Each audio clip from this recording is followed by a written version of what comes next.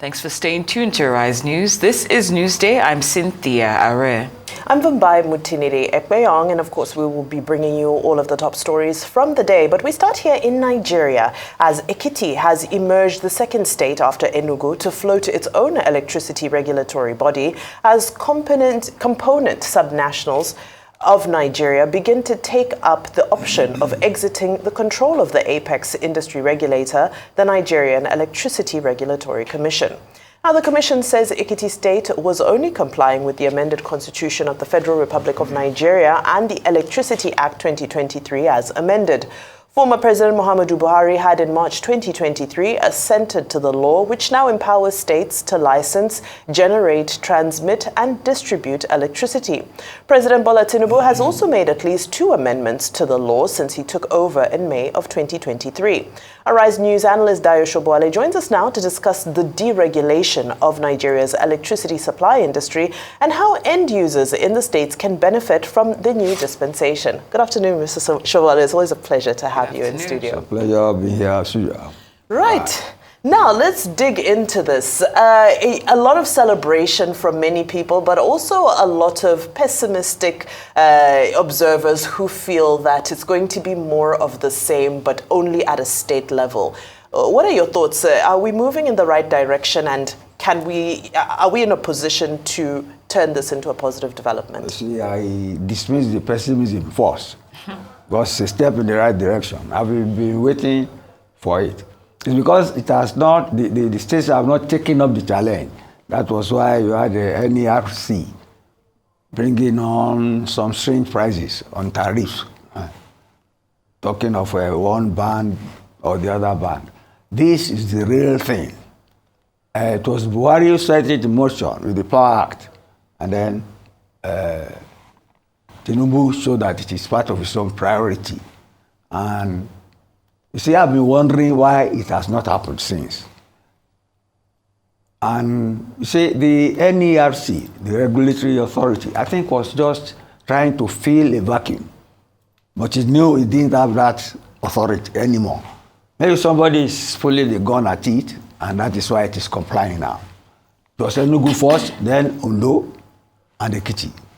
Very simple process, according to the amended act from Tinubu and the constitutional provisions, that the states can have license, and then they can generate, transmit, and distribute electricity. Now, what NERC has done now is to formalize this transfer of power, as it is, from the NERC to the state commands of generation, transmission, and distribution of electricity. See, that of Enugu is clear. But in Ekiti and Ondo State, you see, you have 2 discos involved. That's the Benin disco and the Ibadan disco. Now, they have given them clear instructions that, you see, the state, okay, the Ekiti and Ondo State, they have formed their own regulatory bureau. Now, the components of the state functionaries there are to report to that body in terms of power generation, transmission, and distribution. Yes, that is decentralization, and that is part of our federalism we have always spoken about. The other states who have not done their own, let them sleep.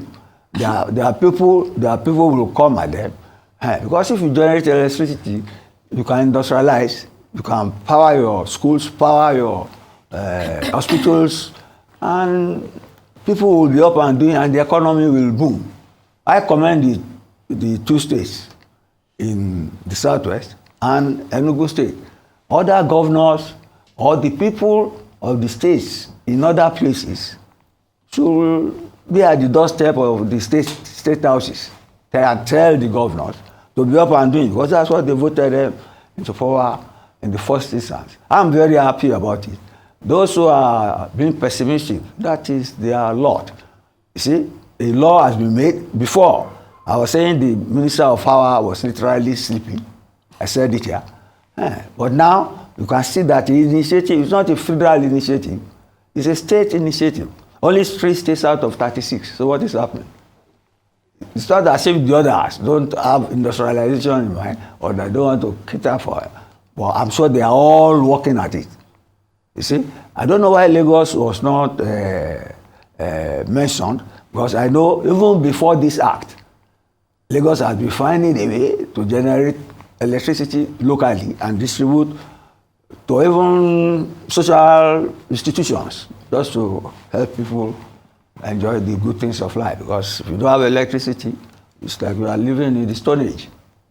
Let's leave it at that. Also, Mr. Sobowale, this might not necessarily be from the pessimistic side, but from the side of concern. Because one of the concerns that has been raised is the potential for overlapping jurisdictions and potentially conflicting regulations between the federal and state regulatory bodies.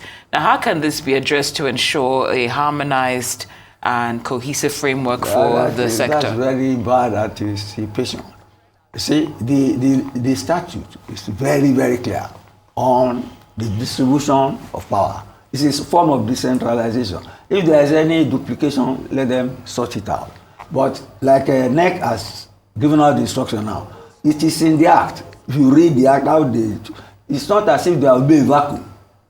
The state, okay, for example, in Ekiti and Ondo, they fall under two discos. You get me?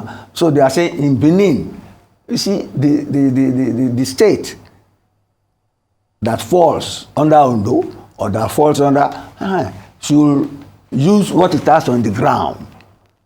You get me? In terms of generation, distribution, generation, transmission, whatever it has on that, to report to the state regulatory bureau. They call it state regulatory bureau. So they have to report to them. So it's just like when you create states. We started from 3 regions, then we went to 12 states, and now we are 36. So the decentralization and the delegation of functionalities and responsibilities will be done at the state level. This time the legislation will be by the state, and it becomes their laws, and they know their own territory. I hope what they are doing now will eventually be done to the police, which is what we have been. So don't let us give the environment an opportunity, you get me, to liberate itself from the centralization of power and bring electricity closer to the people so that they can enjoy the welfare inherent in democracy. Okay, very well said. Now, of course, we all know what's been happening with the national grid, and especially much more frequently over the past few months, and resources are being dedicated to try and ameliorate some of those issues, niggling issues that are happening. Is this the beginning of the end of the national grid? Should we still be investing in it, or should states now just focus on investing in their own local generation? It depends on the resources at the disposal of each state. You see, the coastal states, I know they can use water to generate electricity. And then, of course, there's always the transition to new energy. You get me? It depends on the resources at the disposal of each state. And then you may see there could be unintended consequences. Some states that are underrated before, if they have good consultants, they will know ecologically, geologically, what they can tap from down the environment to generate electricity without the help of the center, which is what this has done. I hope it is a step towards our eventually decentralization of all our processes to meet the needs and aspirations of our people, so that we have a true federalism. States don't have to get the same amount from government.